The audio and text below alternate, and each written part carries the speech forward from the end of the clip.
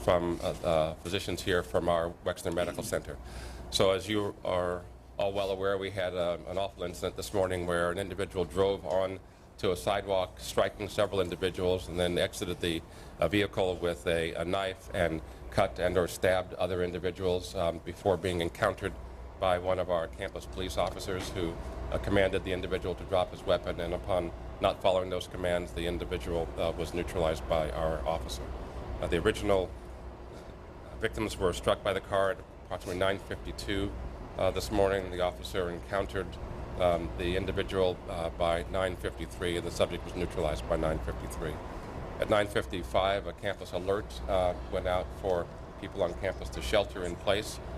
First to exit and avoid the circumstances or the place where this all happened, so they learned where it was and were told to run and hide and get away from the circumstances as we've trained for in desktops and other exercises. They did that. They got to secure places, and then forces from a variety of local law enforcement from our campus community, from our city, and from the state joined us together, and the FBI joined together on campus to sweep the campus to make sure that there was no further threat. And then approximately 90 minutes later, the buildings were released. I have here with me the people who were directly on the scene, and they'll speak in a moment. I just wanted to say that first I had a chance to speak with the officer who was the first responder, and to thank him for following his training and being able to neutralize the circumstances within roughly 1 minute. And also I was able to visit 3 of the people who were injured who are here in the hospital to let them know how much we are praying and supporting them in coming to a complete and speedy recovery. The ones who were here in the hospital were in good spirits. I note that a couple of the people are having more work done, and I think that Dr. Thomas can give you updates on that. But our thoughts and prayers are with them, and we are pleased that no one was more seriously injured, and look for them all to recover completely shortly. Let me move out of the way and give you Monica Mall, who's our Director of Public Safety.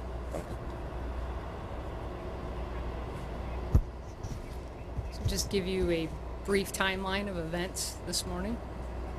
That we had at 9:52, the officer involved called out that a car Are we doing the helicopter 7 to 8 pedestrians. video? This happened at 9:52. 12? Called on the radio into the dispatch center. Again, just a few seconds later at 9:52, the officer called out to a call that indicated officer in trouble, that there was a man with a knife. At 9:53, that same officer called out that there were shots fired and that he had one person down. And that is when the officer engaged the suspect. And so the suspect drove his vehicle into a group of pedestrians. There were some injuries that resulted from that. The suspect then got out of the vehicle with a knife and began cutting individuals in the area. And the officer engaged are we doing the line suspect 12, the VO of the helicopter video? And used deadly force to stop the threat. The threat to safety was ended at that time. Several other law enforcement agencies responded in addition to OSU PD and began to surround the area. We also followed up on other possibilities and other leads that were going on. The Lane Avenue parking garage, there was rumor that there might have been another potential threat there. That was thoroughly searched, and that turned out not to be true. Would like to share with you today the officer's name, who we all owe a debt of gratitude to. He did a fabulous job today. He is a 28-year-old officer named Alan Harujko. He has been with OSU PD since January of 2015, so not quite 2 years. And the suspect's name, we can confirm that the suspect was an OSU student named Abdul Razak Ali Artan. We do not have any information at the moment on motive. The investigation is ongoing in that regard. You have some information or updates about the patients? I also want to say, there's several people who are joining me on stage. I'm not going to mention everyone, but I want to say that support we've received from the city, and the city is represented here by Mayor Andy Ginther, support from the state, and our Governor Kasich is with us, and also our representative from Congress, Joyce Beatty, is here this afternoon. So just wanted to mention those people, and then have maybe Andy come and give us an update on the status of our patients. Thank you. Good afternoon. My name is Andrew Thomas. I'm Chief Medical Officer here at the OSU Wexner Medical Center. A brief update on the individuals involved in this situation that were both brought here, as well as to 2 other hospitals in the city. We've had 6 total individuals that have either been brought here by EMS or have come in on their own. Earlier today, that number was 5. Since our press conference earlier today, we've had 1 additional victim who was hit by the car, who came in with some musculoskeletal injuries and is currently being assessed downstairs. Beyond that, there were 2 stab victims, 2 other victims of having been hit by the car, and then 1 other victim with some lacerations that we're working on. There are 2 patients that were taken to Riverside Methodist Hospital just north of campus. Both of those individuals were struck by the car. One has an orthopedic injury, and the other actually has a minor neurologic injury with a skull fracture. Is being observed, but is awake and talking and appears to be stable from what I'm told by my colleagues there. There are 2 individuals that were taken to Grant that I mentioned earlier today with lacerations, and then 1 additional patient that has shown up at Grant Hospital who was a victim of being hit by the car, who had an orthopedic injury and has since been discharged from their emergency department. And with that, I'll turn things back over to the President. I think maybe Chief Stone has some more specific information about the incident. Chief Stone. Thanks, President Drake. We have a very elaborate camera system on the campus, and we went back and checked the video, and we were able to pick up the vehicle, suspect vehicle, entering campus on Kenny Road and Woody Hayes Drive. And we were able to backtrack and follow that vehicle all the way to the crime scene. So we actually have the vehicle on Woodruff, and we also have the vehicle on 19th before the incident occurred. So I just want to thank all of our officers for the fine job that they do, also our communications people.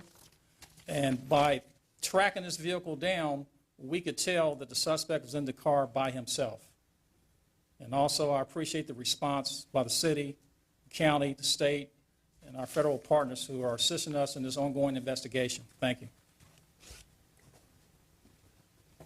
I think that's the information. If there is a question or 2. Are you convinced right now that he was acting alone and not in concert with anyone else anywhere? Well, I'll let the law enforcement answer that. But This is an ongoing investigation.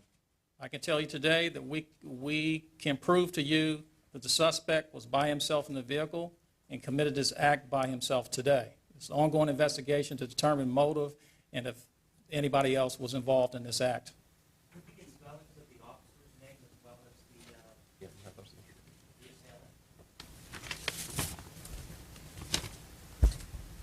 Deceased suspect's name, first name is spelled A as in Adam, B as in boy, D as in dog, U as in Union, L as in Lincoln.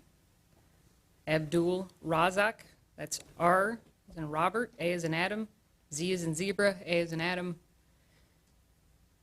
K. Ali is the next name, A as in Adam, L as in Lincoln, I as in Ida, and then the final name is Artan, A as in Adam, R as in Robert, T as in Tom, A as in Adam, N as in Nora. Abdul Razak Ali Artan. Dave, what have you learned about him so far? We can tell you the suspect is an OSU student. Is there any indication that he has been involved in anything terrorist related prior to this? Ongoing investigation. And let me also I appreciate that. Let me just ask for a moment. We have the governor and the mayor here. Just would like to say just a word here, and also Congresswoman Beatty. So just come all this. Governor, what do you have to say to the people of Ohio and here in Well, look, this morning I talked to Dr. Drake, obviously. I want to thank our first responders who did a remarkable job. I mean, when you think about this timeline, I think from, was it 9:52 to 9:54, it shows how much practice, how much training, how much expertise, and how much coordination has existed with the campus police, the Columbus police, the FBI, the SRT, which is our special unit at the Highway Patrol, the county sheriff. I mean, there was amazing coordination, and the speed at which these folks were able to come together. Think about what this incident, what this tragedy could have meant. A man with a butcher knife and who knows what else. I don't know what else he may have. Think about driving a car into a bunch of people. Think if you were standing out there, what, the terrible stuff you would see. And fortunately, from what I'm understanding from both doctors here, that they expect a full recovery. So when you think about the students, when you think about the parents, many of whom were, of course, texting and Snapchatting their kids, it is remarkable what these first responders did. I mean, there'll be a lesson for all across America and all the campuses across America about what you do when things like this happen. And as Dr. Drake mentioned, these tabletop exercises are not to be taken lightly. It's the same way we feel about our high schools, our K through 12 schools, all of which need to be taken more seriously by everybody in the field. The other thing I would tell you is I thought about this early this morning, and actually have a goddaughter that goes to school here who got off the plane, heard the situation, actually came to my home. She, I believe, is now returned to campus. This is where I started. I mean, this is where I wandered as an 18-year-old into the president's office. It was a time when I walked into, before we even had the stands out there, Dr. Drake, I remember walking into the horseshoe and standing at the 50-yard line and looking around at this unbelievable place.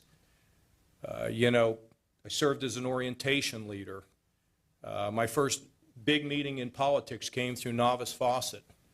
The Oval.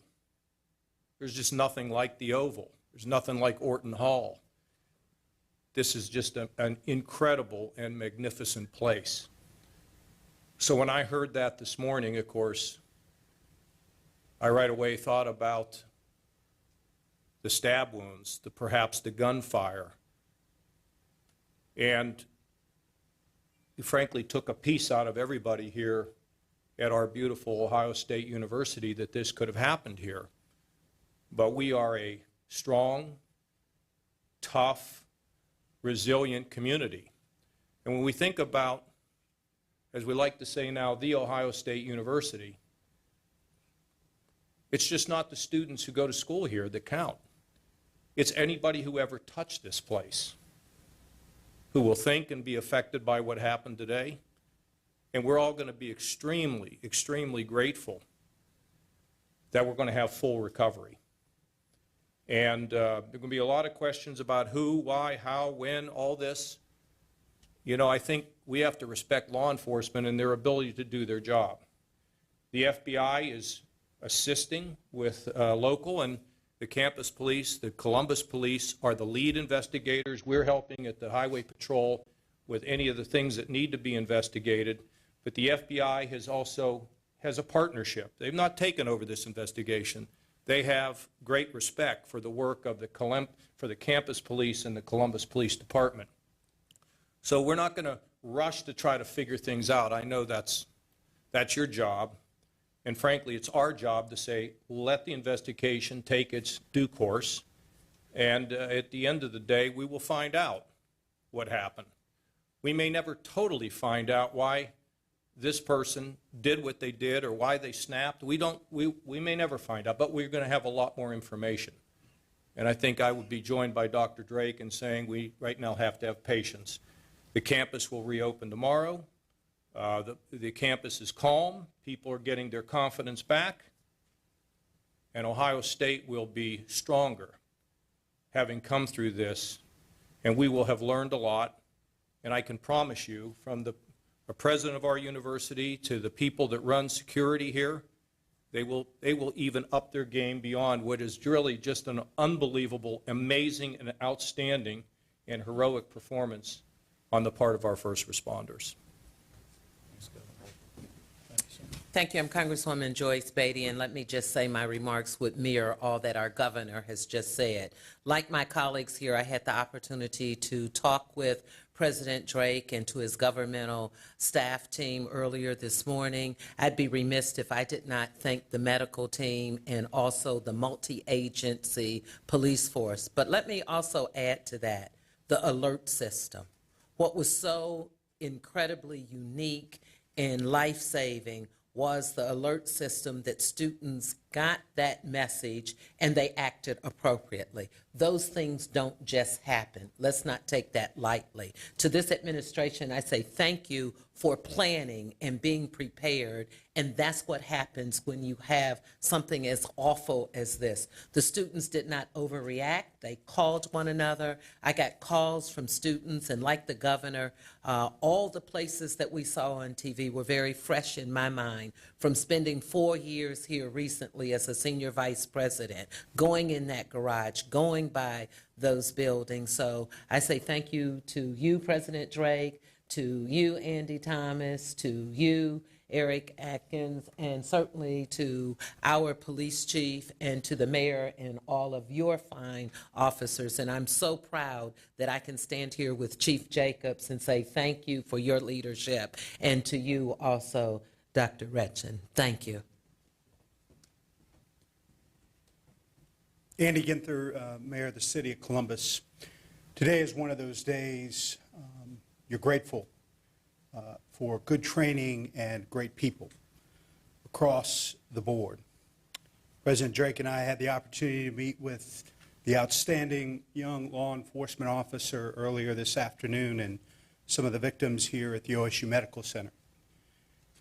We want to give thanks for outstanding men and women who continue to take on some of the biggest challenges in our communities in law enforcement.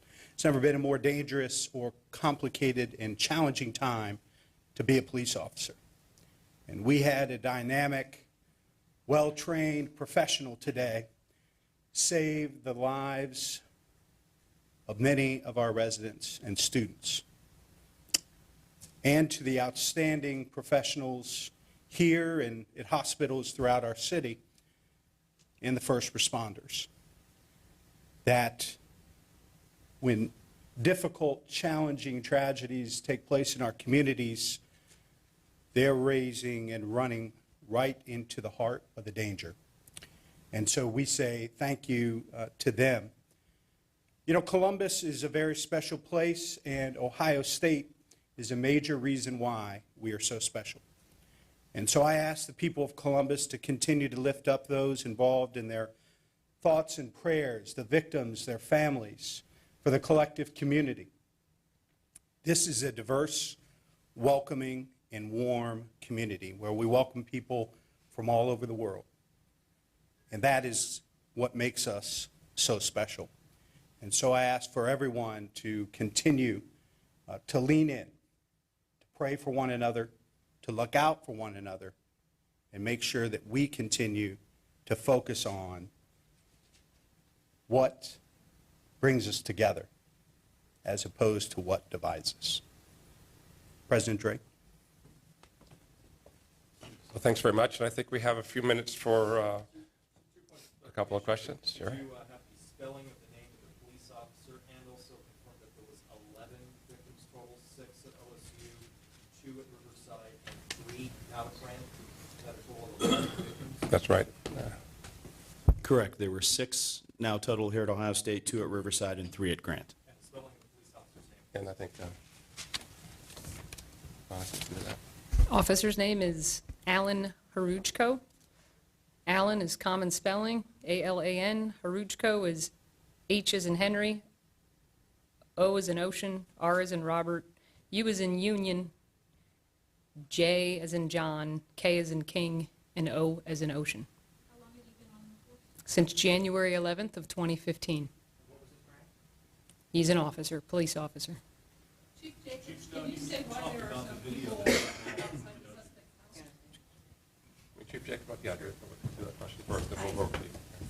Can you say why there are police officers outside around the suspect house? There's interviews to be had.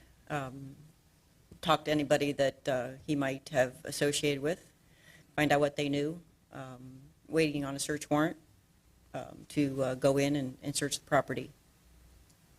Yes, I wanted to talk about video that existed to track the car. Do you have video of the actual event and the confrontation and the shooting? At this time, I have video of the suspect coming on campus and coming to the scene. I have not looked at that video yet, still being investigated. Were any other weapons found in the car? Case is still being investigated. Was the suspect known to any mental or medical staff here at OSU of any prior knowledge of him before this incident? The only information we can share at this time in regards to the suspect that he was an OSU student. And how old? I believe 20. That-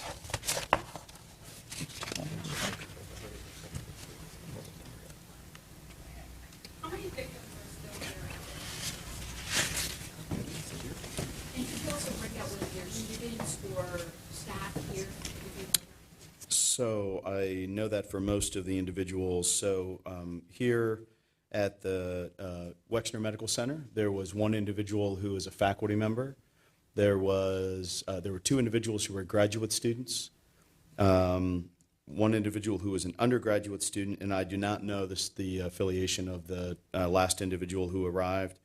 I believe two of the individuals at Ohio Health Hospitals were undergrad students and two were graduate students, and I do not know the affiliation of the third person who's arrived at Grant. Did you mention the crossing, traffic officer, the crossing? Oh, yes, I apologize. And one of them was, who's here at the medical center, is also a staff member of the university in our traffic and parking department, which is separate from the police department, but does similar functions with just traffic and parking.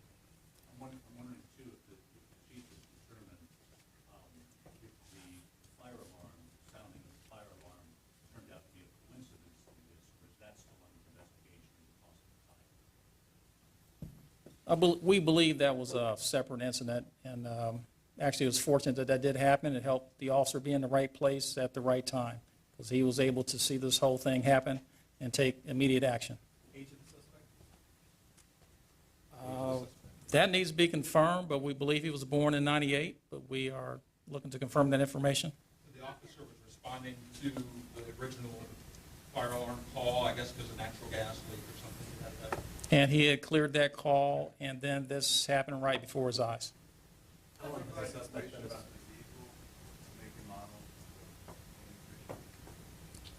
It's ongoing investigation. We haven't released that information. Is the Could you suspect talk from to us, Dr. Drake, about, you met with some of the victims. Can you tell me a little bit more about that meeting and how were they doing and what were they telling you? Yeah, I'm pleased to say that I was able to see three of the people who were injured, and the injuries were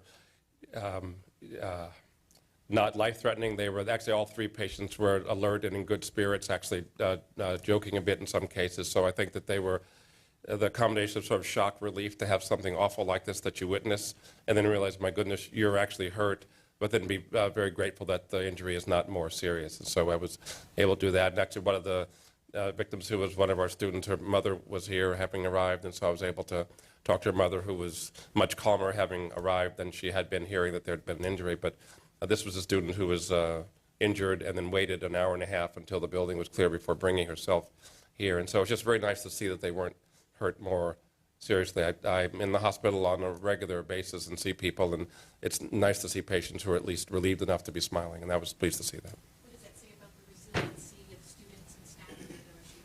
Well, I'd say first that students and staff and their families and our faculty member, who was a more senior faculty member, all were had that resiliency to know that things happen, unfortunately, like this, and that what's most important after that is that we're able to respond appropriately. And so I felt very good about that community spirit. Also, the student who had waited to come was comforted by her classmates or by other students during the time that we were holding the campus on lockdown, and Luckily, she wasn't injured so seriously. She felt she needed an ambulance at that time, but she thanked them. And one of the other students who came in was brought in by another student, one of the people who had a laceration. They didn't know each other, but she just helped to bring him here to the hospital and just wanted to be with him to give him support. So our community comes together very nicely. And as I mentioned to you earlier, we have every year, at least, we do an extensive tabletop exercise with senior staff, and then we orient students about what to do in case there's an awful circumstance like this. And it was good to see that people responded as we wished that they would. And as I said, we're thankful that the injuries were not more severe. I wish this had never happened, but injuries not more severe. The only one, of course, who had suffered fatal injuries was the assailant. What about the suspect parents outside of Columbus area, get to their kids, message to those parents, confidence of their kids? You know, we have sent out several messages electronically, and luckily in this day and age, people tend to be nicely connected. So the student who I spoke to was actually on the phone with her mother for over an hour before she got here. Her mother lived a couple hours away and drove in the whole time, but they were able to be in conversation. And we have certainly encouraged all of the people who were victims to be able to contact their family members, and then for all family members and students to be able to let each other know that they're safe. And I think that's been happening throughout the afternoon. We sent out another message about this about an hour and a half or so ago to, again, reassure people that the situation was stable, but we wanted them to be in touch with their families. We have then a hotline for parents to call. I don't know that number myself. I know it was in the message we sent out, but if you can't reach your student, a place to call in and be able to get information. We have time for one more. Can you say if the suspect is from the United States? You know, I know nothing more about the suspect than you, and I know, well, this is fresh, and we'll learn more as the day rolls on. Is he a student at Ohio State? Again, I heard that this was his first semester with us, but allow us to continue to look at those records to make sure we don't learn anything else. I heard that it was his first semester. Worried that there could be any backlash. What would you say to your learning community here to make sure that there's no backlash on any particular population? You know, we all know when things like this happens that there's a tendency sometimes for people to put people together and create other kinds of theories. We don't know anything that would link this to any community. We certainly don't have any evidence that would say that's the case. And what we want to do is really unify together, support each other, do our best to support those who were injured in their recovery, and then allow the investigation to take place and not jump to conclusions or things that could, in fact, create a bad situation where one doesn't exist. Let me say how much I appreciate all of you being here today, and thank you very much.